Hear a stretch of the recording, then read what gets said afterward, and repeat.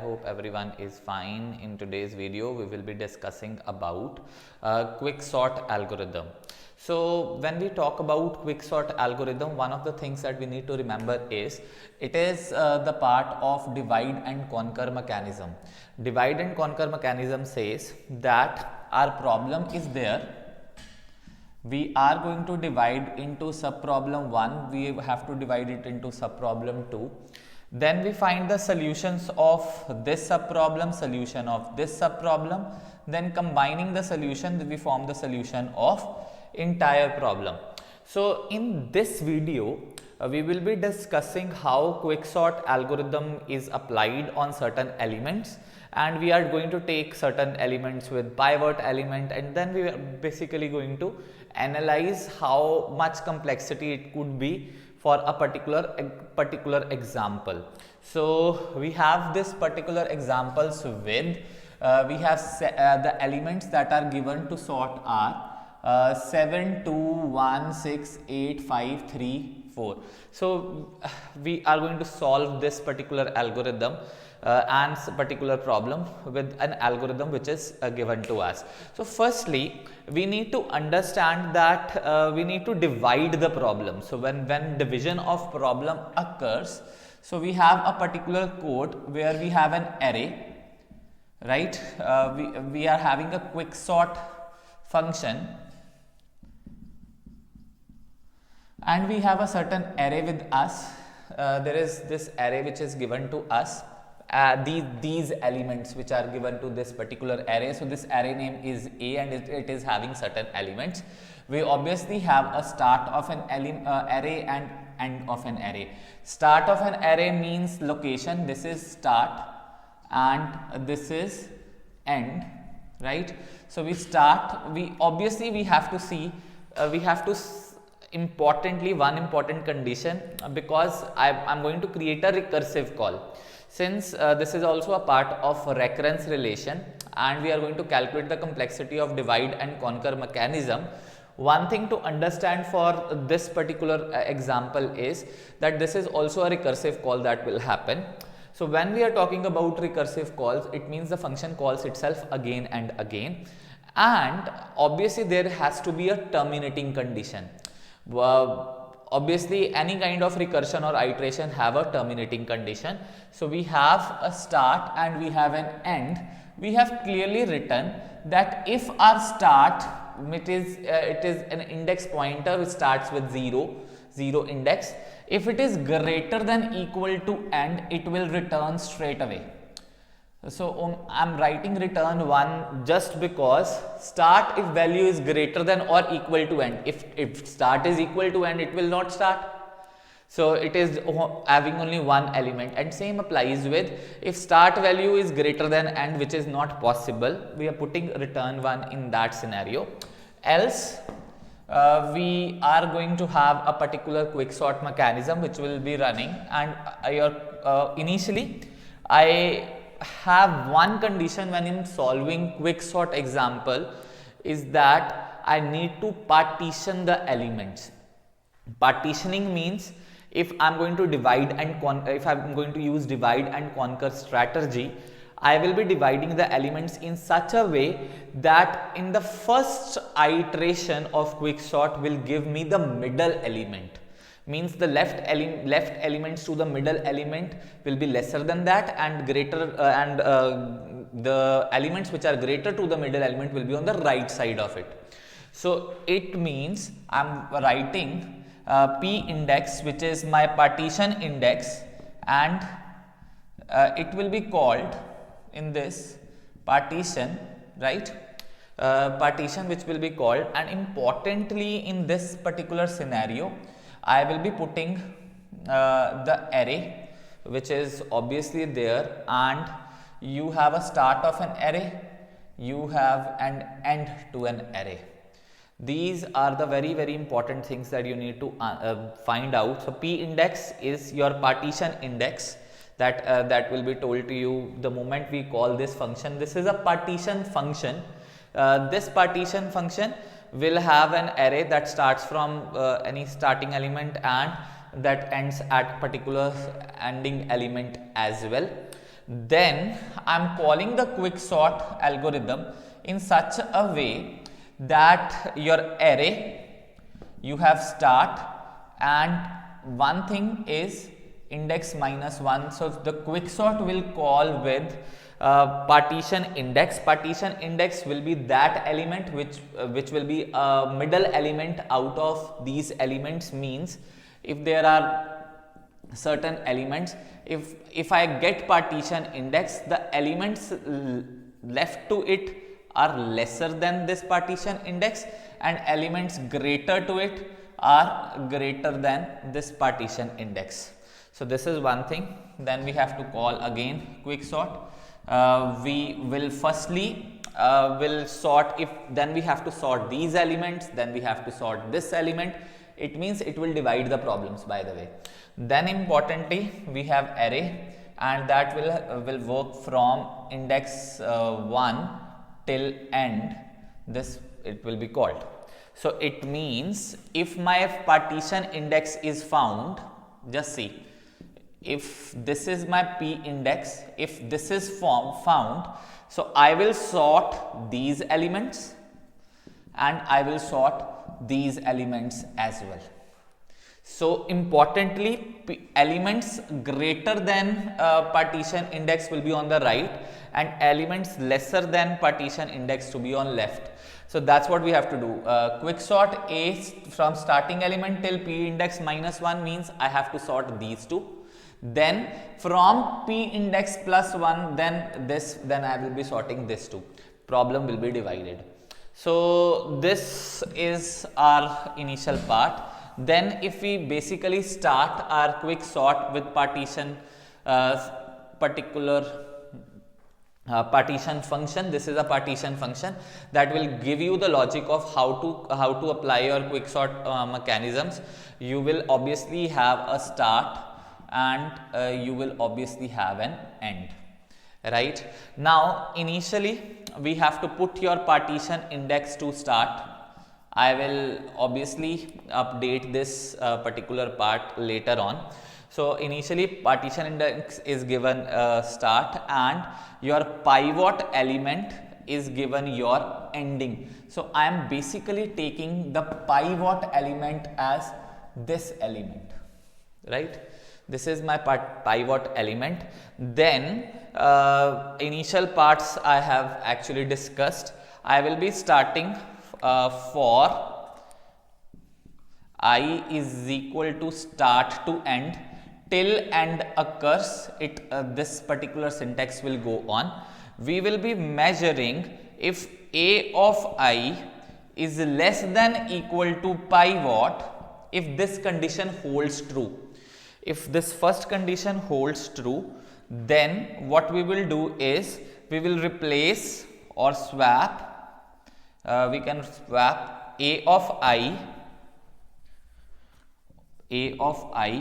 with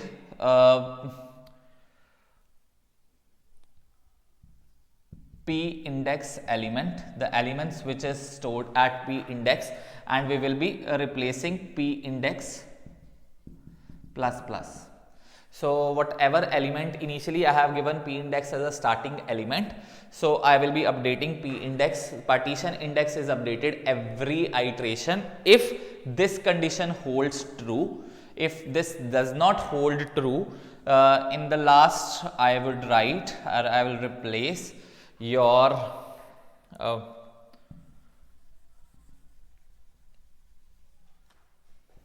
p index with the ending, the whatever pivot index that we have. This is the entire logic of this operation. So I will be using this logic accordingly to solve a particular problem. Initially what we will do, whatever partition index that we are going to get, initially we are going to start with the start element. Then we have to continue to check this particular scenario. I have to process this loop from I is equal to start to end. So how I will process, I will be just creating some space over here to solve it. Just a minute. So this is and I'm putting the logic over here on the upside part of it.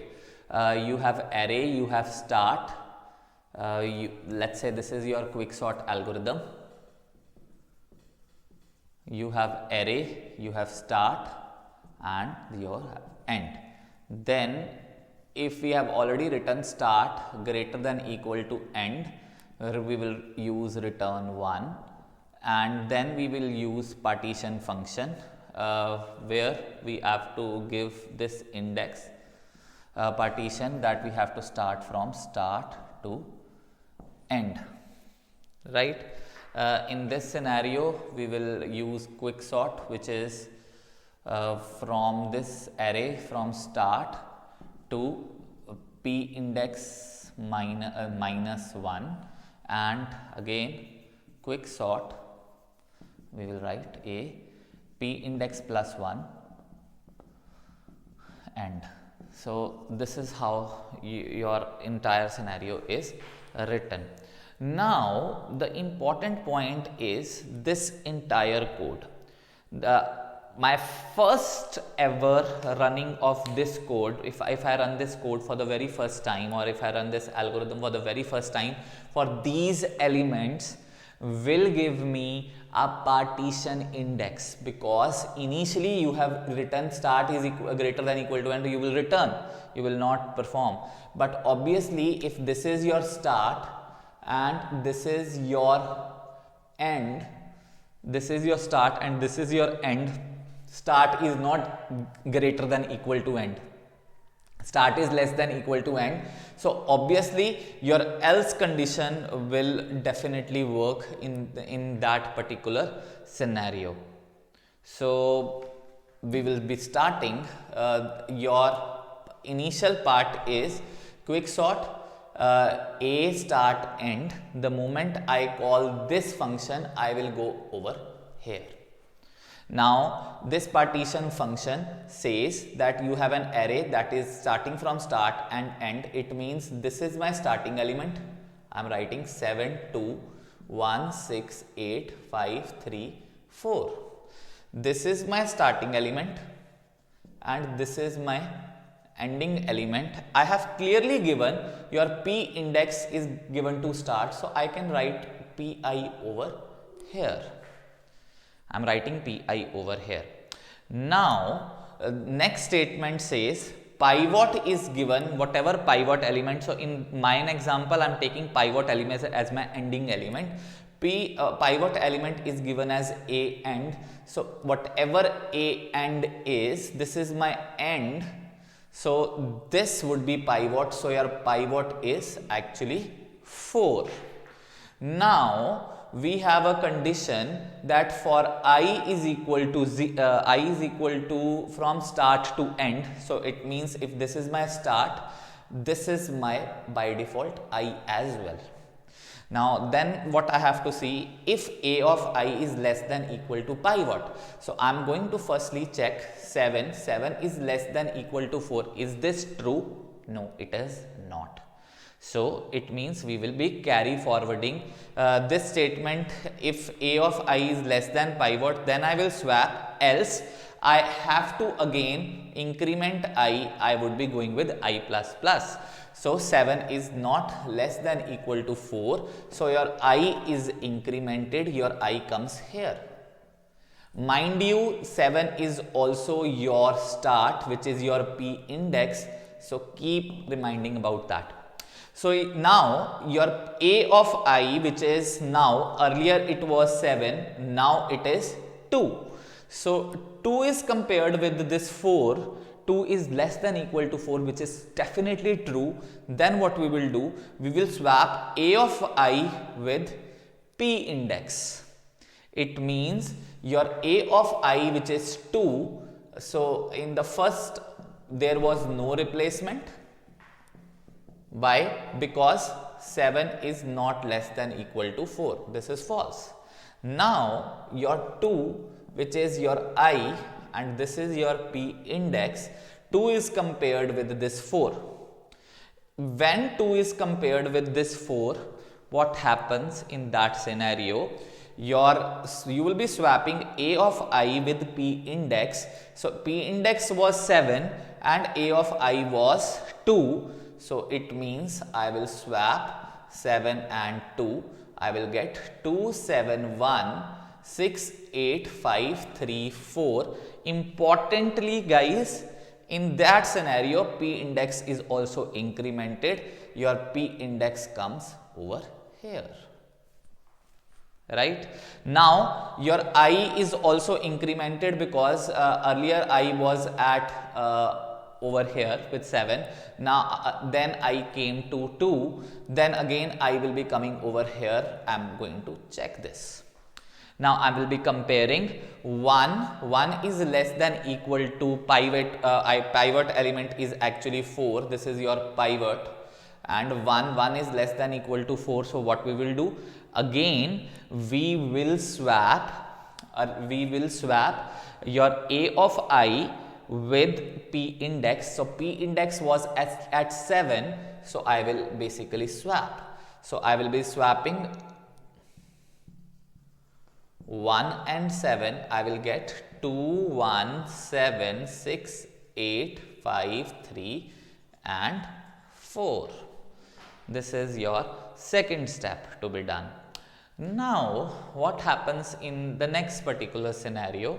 In next particular scenario, your p index will be updated over here and your I will be updated over here. Again you will be checking 6 compared with 4.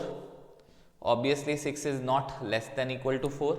So it means I will update I. Now I will get 2, 1, 7. I will be updated at 6, 8, 5, 3, 4. I comes over here.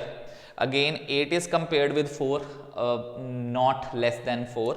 Then your I comes over here. 5 is compared with 4. It is obviously not less than equal to 4. Then your 3 is compared with 4. Now it means now your p index is at 7. So I over here 3 is less than equal to 4, which is definitely true. So it means I will swap 7, which is your p index, with a of I. Swap 7 with a of I. Was over here. So I am swapping 7 and 3. So we will get 2, 1, 7, 6. 7 is replaced with this 6, 8, 5 and 7 and 4. Your I plus plus comes over here. Again I start from end. It is already end is less than end, not be possible. So it means I am stopping here. I am not moving in that. And in that particular scenario, your p index was also updated, which was updated to 6. Now what happens in this particular scenario? We have already covered this entire scenario and we have updated everything. Nothing is supposed to be updated, but in the last you will be replacing p index with a of end. So what is your p index? Any element which was there in p index. You can even write a of p index. Whatever element which was there at p index location will be replaced with whatever element is there at the end. So I am replacing, in the last I would replace 6 and 4. I will get 2, 1, 3, 4, 8, 5, 7 and 6. Guys, just check this particular scenario. If after replacing everything, if I cancel it whole up, I am replacing 2, 1, 3, your 6 is replaced with 4 over here, 8, 5, 7 and 6. Your p index is this particular part, and please don't, this is very important, you have to also return p index. Why? Because p index was an integer function which was there, and it was being returned to the partition function.